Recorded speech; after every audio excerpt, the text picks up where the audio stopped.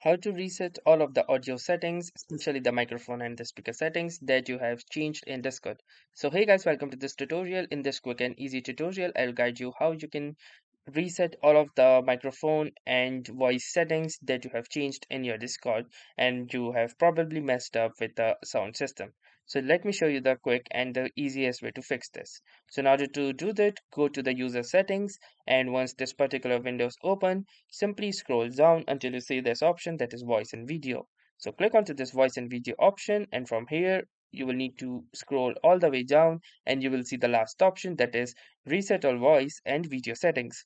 Return to the default set of voices and video settings. So simply click onto this reset button and it will give you a particular information that resetting voice settings will clear all local mutes and local volumes. Are you sure you want to do this? If you are okay with this, click onto this OK button, and now all of your voice and video settings have been successfully reset. So that was all for this tutorial. Thanks for watching and have a nice day.